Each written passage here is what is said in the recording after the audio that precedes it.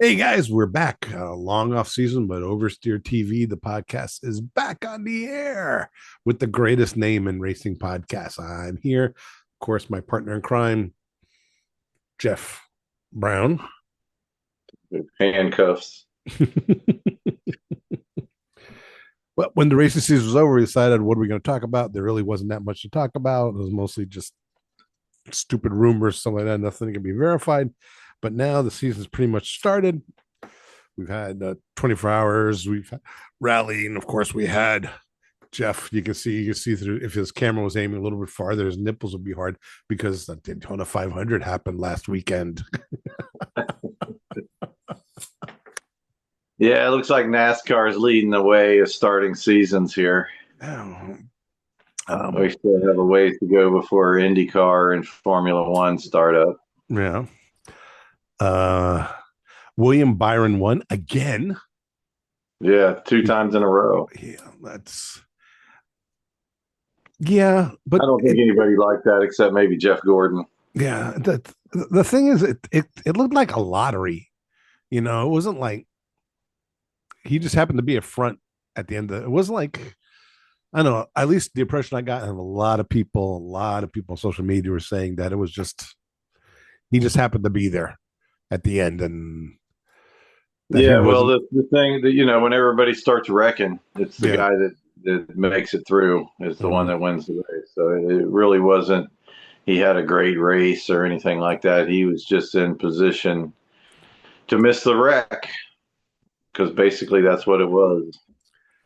Yeah, it was a long ass race because of all the rain, which is another story I want to get into a little bit later. I missed most of the race. In fact, I was like, because I had gotten up early to watch the rally Sweden, which started like around the last day started at 3 in the morning. So by the time NASCAR started, I was like, I turned it on and took a nap at the drone. And then I kept on waking up. Where's the noise? I want to sleep. I want my white noise. And there was no NASCAR race because the poor little guys can't race in the rain. Uh,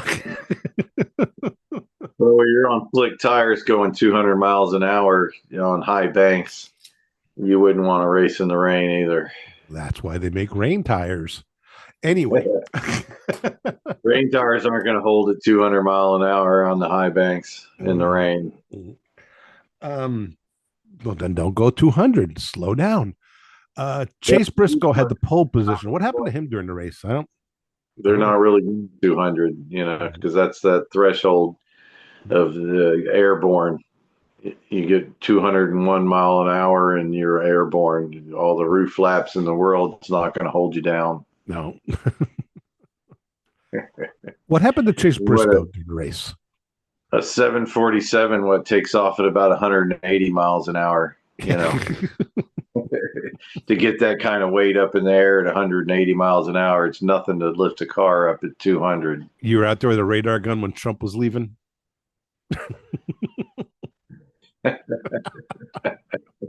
Yeah, that was me. I was out there in the grandstands with a radar gun. Yeah. Anyway, the race. Chase Briscoe had the pole. That was a great run. I watched him do that pole qualifying. What happened to him? Well, he's just not that good a driver. He doesn't have the kind of experience at Daytona that you need to Mm-hmm. win.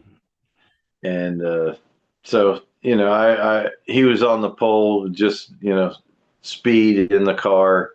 But usually when you're on the pole, that means you don't have enough downforce that's going to get you through the race. What gets you through the race is the downforce. Mm-hmm. Because when you get in that pack of cars, which I think I finally come around to agreeing with you that the restrictor races are a joke. They Mm-hmm. need to be able to get away from each other. Yeah. The Daytona is so narrow that when you have four lines or three lines of cars, there's just you can't pass, you can't go anywhere, you can't do anything. You just sit and you ride and you wait for the wreck and hope that you're William Byron and that you'll miss it and appear out the other side with the win. Mm-hmm. Mm-hmm. But I it's gotten to the point now. I've always liked restrictor plate racing back when it was restrictor plate racing, but there was still some strategy to it. There was still, the cars would get strung out. Maybe they'd Mhm. get in single file line. Then you were able to pass and do different things. But when it's just all bunched up, three Yeah, rows of cars, it becomes boring. yeah. Early restrictor plate racing, you had different cars, different shape cars, and so they'd break up a bit. The Chevys Right. would race the Chevys and the Ford, and so now they're all pretty much the same body style with just different stickers, and so it's a giant pack. They also, if you notice on at Daytona, especially on the back straight, the part inside where it used to be grass, that's all paved over now. So now Yeah. drivers are like, hey, who cares? If I get a little squirrely, I just drop a little line, I can still keep going. And so it got a little even dumber, if you ask me. Um, Well, it's a safety issue. yeah. There really shouldn't be any gas on any Mhm. track anywhere because that just causes more carnage. Yeah, but then You it know, also makes the drivers take more risks because they figure it's asphalt down there. What can happen? And the thing is, let's face it, in the boardroom, they love restrictor plate racing because those crashes are what make the evening news and make the yeah. TV. And as long as they build those cars like tanks and nobody's getting hurt, you're going to keep on Well, doing it. your average casual fan that watches maybe one race a year, two Mm-hmm. races a year, like the Daytona 500 or the Indianapolis 500, they're Yeah, just there to see the race. right. You know, They want to see it. and with Daytona, they get plenty of that because of it. Well, you called it restrictor plate racing. They haven't really used restrictor Yeah. plates since they switched over to the fuel injection. Now they're just limiting horsepower, Mm-hmm. And which it seems worse. mhm.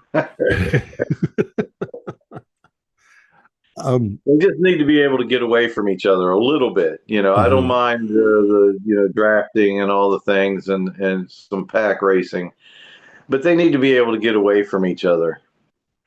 The thing is, I don't know what they can do now because they had to take away the horse with how they go into fuel injection. They got to take away the horsepower. If they don't, those cars will be doing 240, Yeah. and that track. I mean, that's just not safe. Mm-hmm. What else can they do? Because the cars are all the same aerodynamically. There's really no way to break up. You know. Well, the only thing left for them to do is just to knock the rear spoiler right off the car. You Mhm. take that rear spoiler, then that stops the giant wall of air Mhm. that keeps everybody up together. So you knock that air down, and then all of a sudden the Mhm. handling becomes more important, and then they'll be able to get away from each other a little bit.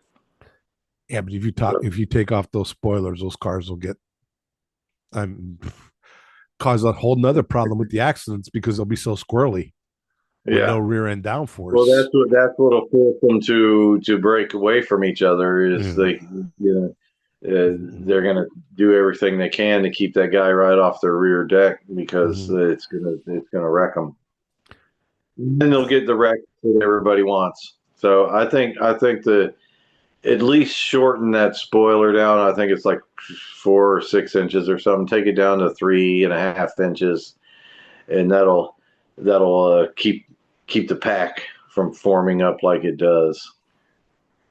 That might be, I'm sure. I hope they look at it. But then again, like I said, they might not want a solution because they love the big one. Yeah. Nobody cares. 99% of the people in this country don't care about NASCAR until there's a big one. Then it makes the local news and the nightly Yeah. news and all that stuff. So, um, one other thing I wanted to mention Austin Cindric. He won the second dual race. He also led the most laps. Now Right. I bring, he didn't win. I think he came in ninth or something like that. The thing was, I'm thinking about his dad, Tim Cindric. That was one of the big news in IndyCar. Was Tim Cindric? He used to run all of Penske Motorsports. He was the Penske's guy. He was someone in all the pits and everything. He's also Austin Cindric's father. Um, Austin's not, last couple of years haven't been that good. You have to admit.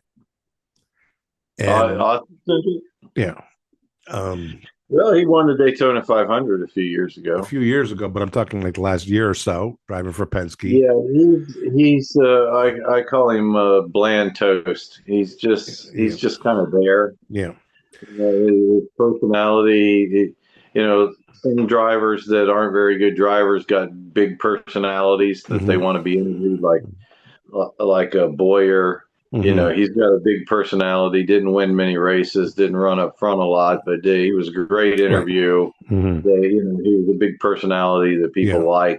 He drank a lot of beer. So the fans hmm really liked him, even though he hmm wasn't a great driver. So if you're not a great driver, you better have a great personality. But what I was pointing out is that Tim Cindric was decided all of a sudden out of nowhere. He puts out a press release on a Friday afternoon, Penske, saying that he's stepping down from running the day to day Penske Motorsports. And usually, when they do a press release on a Friday afternoon, that means here it is, no questions. Okay. Yeah, Because nobody's going to be working on the weekends and stuff. And then I want Roger, anybody to notice. yeah. And then Roger doesn't do his press release saying, "Oh, we're going to miss him. Thanks for all the work." He's still going to be working for Penske, but in a diminished role, working on their archives, some of that. But that press release didn't come out till Monday afternoon, which seems kind of weird, also. And there's that whole thing as well. A lot of people saying the only reason Austin Cindric's even racing for Penske is because of his dad, Yeah. and he was doing kind of not that well the last couple of years. Then all of a sudden, Dad gets demoted, and all of a sudden, somebody lit a fire under Austin Cindric's butt. This at Daytona, he wins a duel, and he led the most laps too. He just wasn't there at the finish because. Look, do you think there's anything to that? There's There could be something to that, but mm, I don't recall Roger Penske ever firing a driver mid-season or beginning of a season. mm, He does everything, right. in the off season. If he wants to make a change, Mm-hmm, that will happen in the off season. mm-hmm, And we're one points race in. We did have mm-hmm. a race before that at the Bowman Gray uh, Yeah, track, which yeah, is a field and it's basically a football field, right. basically. Which I don't know why they went there. They do have Saturday night races there, but the track is like smaller Mm-hmm, than Hialeah Speedway was. right. And I don't recall ever seeing a track that was smaller than Hialeah Speedway. I didn't see the race. Apparently, a lot of people liked it though. Um, Yeah, I mean it was okay. mm, I didn't really care for it. there's that replaced. Remember the past few years they had a race over at the L.A. Coliseum Yeah. in that. Well, this track was a little bit bigger than that. Oh, okay. I don't know why they got rid of the I guess because nobody was. I don't know why they got rid of the Coliseum, but well, now that I think about it, probably because they need the Coliseum because they're gonna be working on it the next few years for the Olympics coming up in a couple Yeah. years. So, Well, um, the thing is the Clash. It used to be called the Bush Clash. It right, was always at Daytona the week before the 500, yeah, and it was actually my favorite race of the year. mm-hmm, And now they ruined it for me. I'll watch it because you've gone through an entire off season and you're just jonesing for some mm-hmm, racing.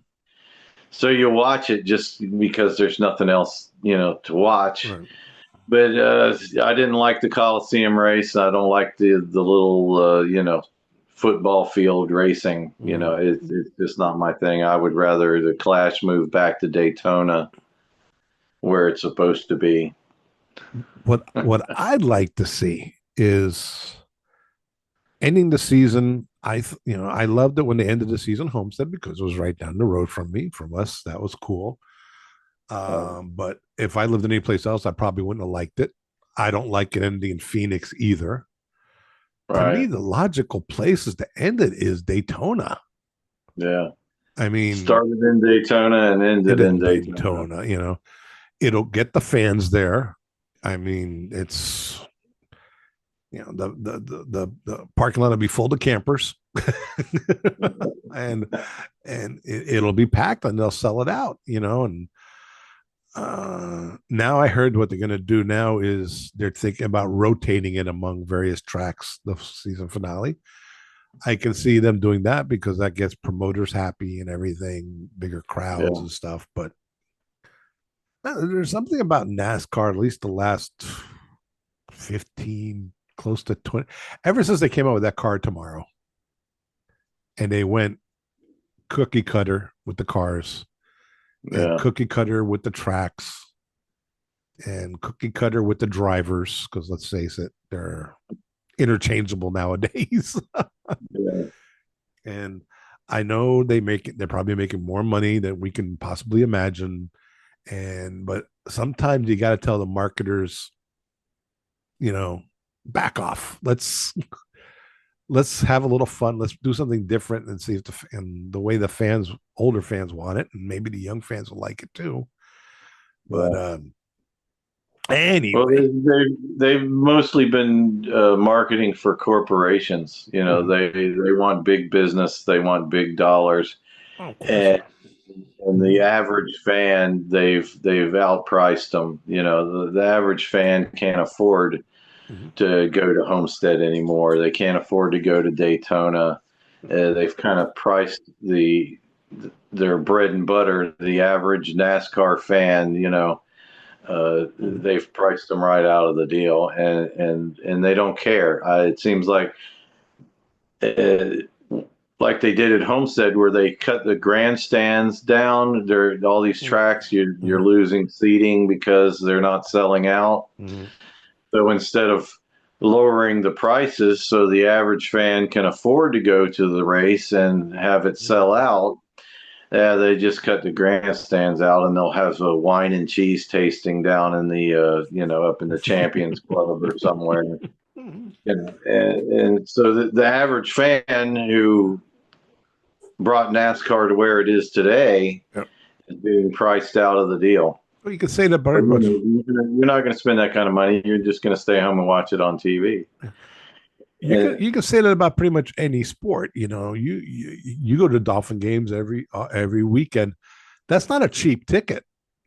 no, And when you add in the parking and concessions, that's not like a couple of bucks you buy a ticket and have a ballpark frank, and so that those days are over in any sport. I mean, you go to a Heat game if you want to see way up in the back in the rafters.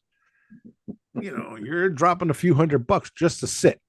Don't even think about parking downtown or anything.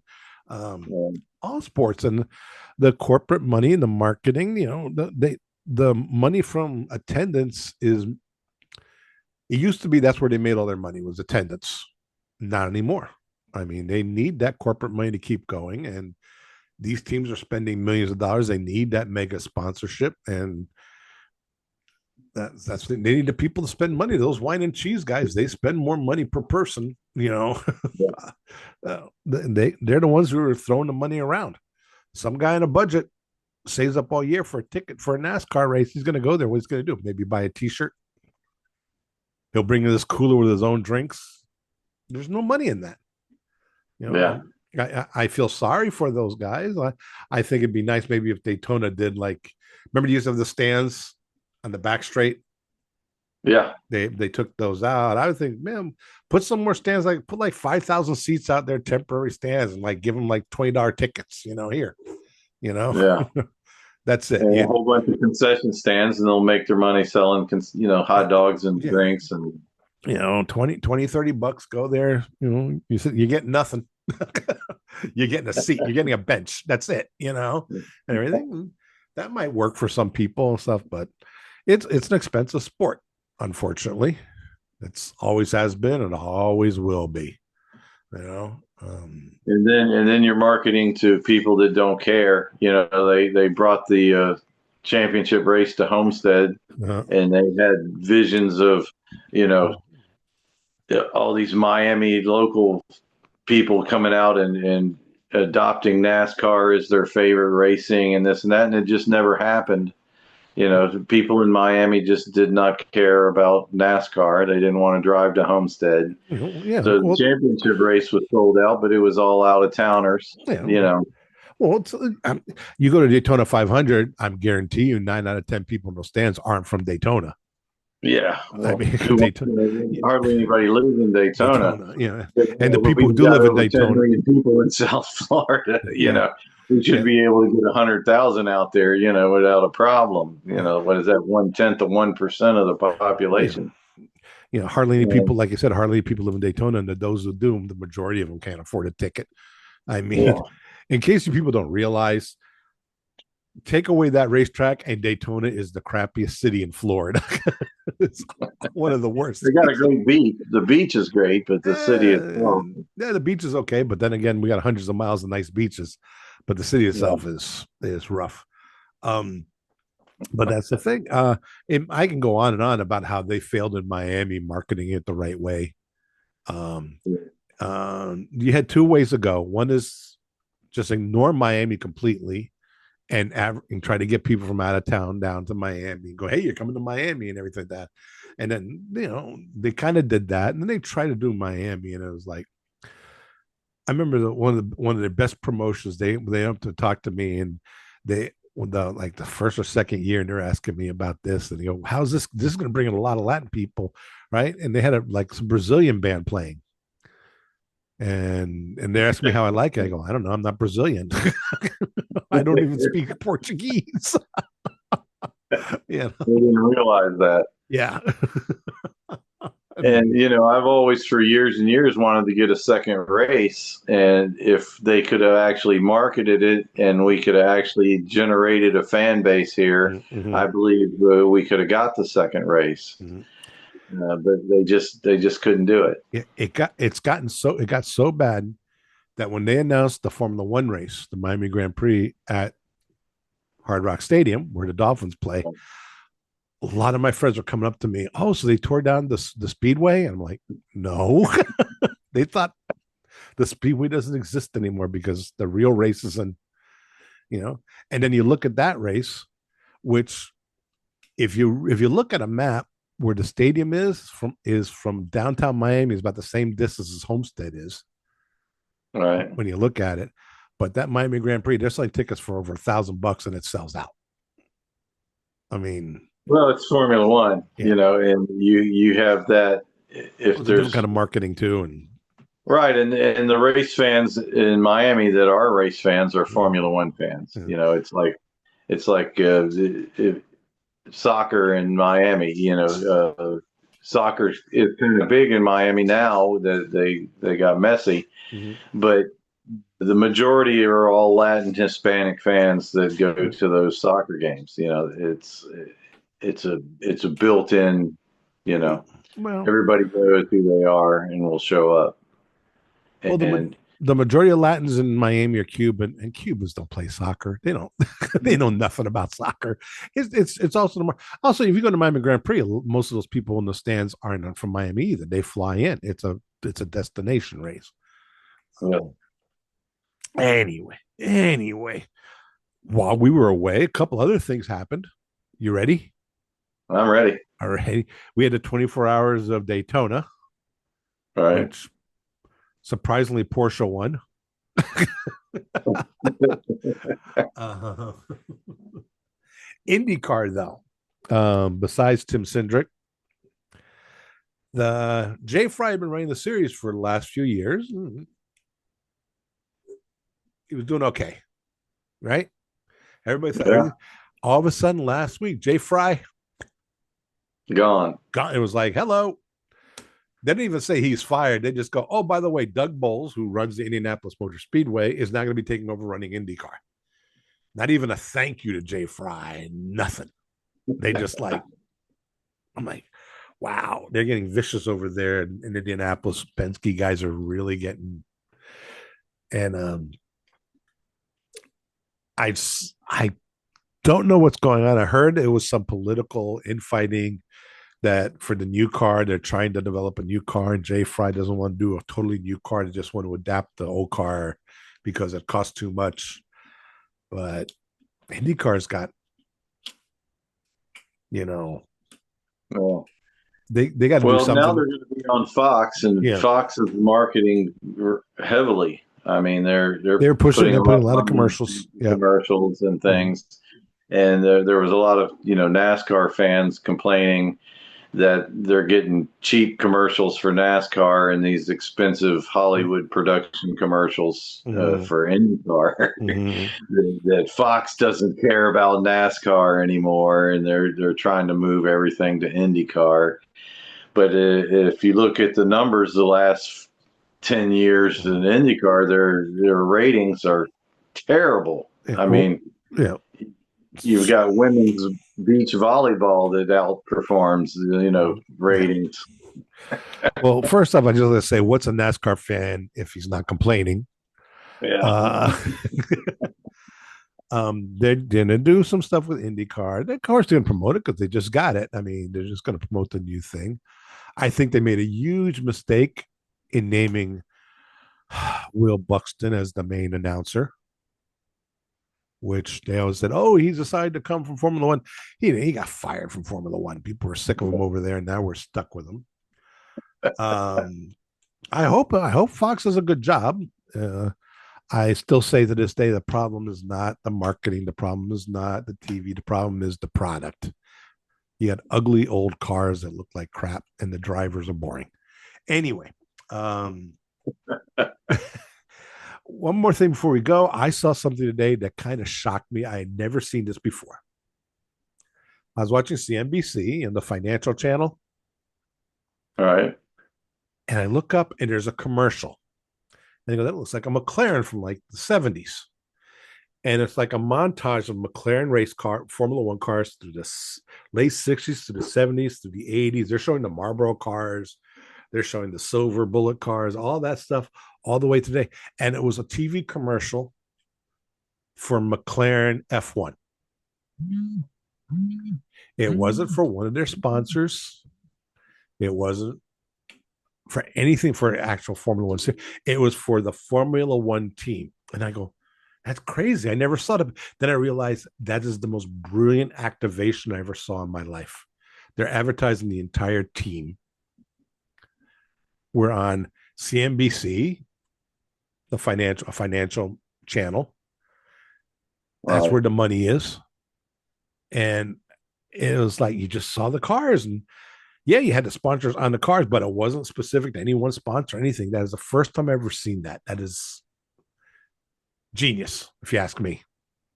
Well, that remains to be seen whether it's genius or not, whether it's going to pay off. That's the true test of if it's going to direct people to that and to Mm-hmm. their sponsors. And the one thing I also remembered is like out of all the Formula One teams, the only team with a true title sponsor is McLaren. They have a lot of sponsors, but no title sponsor. Mercedes has AMG Petronas. Ferrari has HP now. You know, Red Bull is Red Bull. Yeah, You know, in the name. they all Haas's MoneyGram. They all have their team sponsors except McLaren. McLaren's just McLaren F1. They haven't been able to get a full blown sponsor. So, well, we're back, guys. Think about that one. We'll talk about it again later, another day. Yeah. Got to get going. Our time's running out. Anything else, dear Jeff? No, we got Atlanta coming up this weekend. So, when does the Formula One season start? It's the beginning of in a couple of weeks. They had their big debut of all their cars. They did this thing at the O2 Arena in London where Led Zeppelin played. You remember that one? Uh, Yeah. they brought all the cars in to display their liveries and the new cars all in one big show, and it was really terrible. A lot of gee whiz, a lot of they had Jack Whitehall trying to be funny, and your favorite band, Machine Gun Kelly, was playing. Your favorite Yeah. performer. Hey, Indy 500. You know who Indianapolis got to play the headliner in the Snake Who's Pit? that? Your real favorite, Brett Michaels. Oh yeah. Well, every rose has its thorn. with his bandana. Anyway, Very guys, good. hit like. We're back. Hit subscribe. Give us some comments. Give them some stuff, and we'll be back next week. Oversteer TV with Jeff Brown and moi. Tony Castanera. There you go.